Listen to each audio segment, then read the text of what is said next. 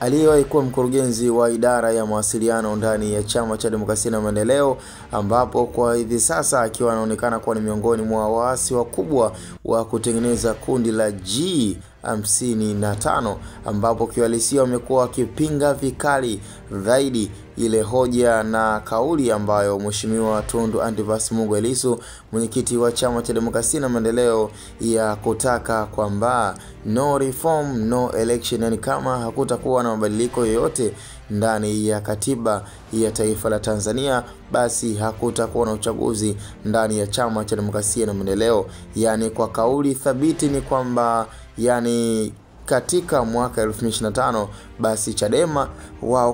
kama hakutokuwa na mabadiliko, basi hawatofanya uchaguzi na wala hawatoshiriki uchaguzi wa aina yote. Sasa kwa mujibu na nukuu nzuri kabisa ya John Mrema, ambaye bila shaka nafikiri pengine baada ya kuonekana kwamba amezungumza ukweli, basi inaonekana kwamba labda anawapinga vikali viongozi wa Chama cha Demokrasia na Maendeleo kama mwenyekiti wa chama hicho, ambapo bila shaka alizungumzia swala zima la kupotea kwa chama na pia kupelekea chama kuweza kuingia kwenye anguko kubwa la kifedha, ambapo ni kukosa ruzuku ambayo huwa inatolewa kwa vyama tofauti. Kwa hiyo ni swala ambalo kiuhalisia katika uendeshaji wa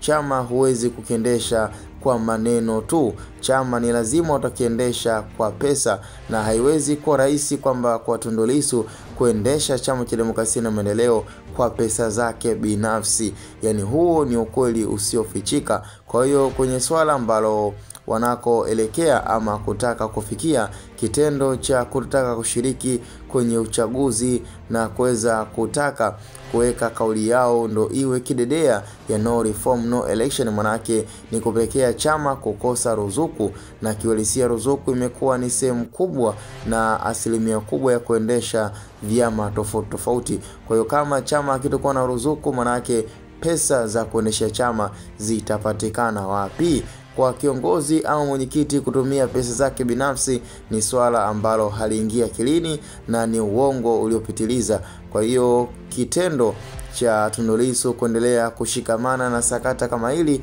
manake ni sakata ambalo analifanyia kazi, lakini madhara yake ni mabaya ambayo inaweza kupelekea Chama cha Demokrasia na Maendeleo kadri siku zinavozidi kwenda, basi chama hicho kinakuwa kikakosa nguvu na kikakosa ushawishi wa hali ya juu na kupelekea kufa kabisa. Kwa hiyo inaonekana sasa hivi kwa kundi la G55, ambapo kwa baadhi ya viongozi tofauti wamekuwa wakipinga vikali hoja ya Tundu Lissu. Binafsi ni kauli ambayo Tundu Lissu ameweza kuizingatia na amekuwa akiwekea promotion kubwa na uzito wa kutaka swala hilo liweze kufanyika, lakini lazima tu utahoji kwa nini viongozi wengine kama kina John Heche, Godbless Lema na viongozi kama Freeman Aikael Mbowe, ambao pengine kwenye sakata kama hili basi ndo angekuwa kidedea na wao ndo angekuwa mstari wa mbele kuhakikisha kabisa kwamba Tundu Lissu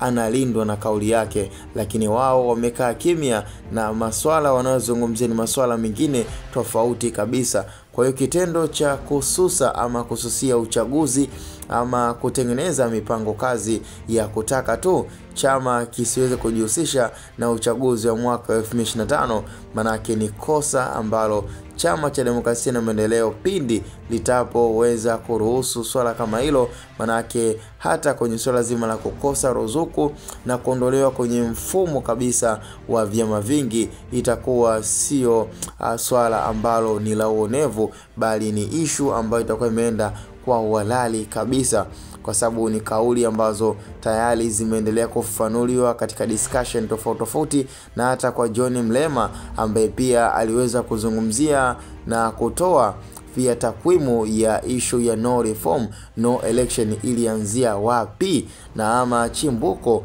ama source ya no reform no election. Bila shaka watu wengi waliweza kulishwa sumu na kuamini kwamba iliweza kutokea ndani ya mwaka 2024, lakini ukweli ni kwamba John Mrema aliweza kuzungumza kwamba sakata hilo akiwa kama yeye ndo mmoja wa shuhuda ndani ya nchi ya 254 Kenya, ambapo ilianza mwaka 2020, akiwa kama yeye ni miongoni mwa watu waliokuwa kwenye uasisi huo wa kuweza kuhakikisha wanasimamia issue na haki ya no reform no election. Kwa hiyo kwa issue kama hiyo, Lissu ni kama ameikopi na kuipesti, yani kaitoa Kenya na kueleta Tanzania. Kwa hiyo ni propaganda ambazo anajaribu kuziiga na kuzichukua ndani ya nchi ya Kenya na kuzileta katika taifa la Tanzania. Na ukweli ni kwamba ni lazima tukubaliane kwamba Kenya na Tanzania ni vitu vili tofauti. Kwanza ni nchi tofauti, na hata watu walioko kule na huku ni watu ambao wako tofauti. Kwa hiyo ni lazima pia Tundu Lissu ambaye ni mwenyekiti wa Chama cha Demokrasia na Maendeleo, kabla hajachukua na kuweza kukopi propaganda zinazoendeshwa ndani ya nchi ya Kenya, basi ni lazima aangalie na asome Majira na hata saikolojia za Watanzania na saikolojia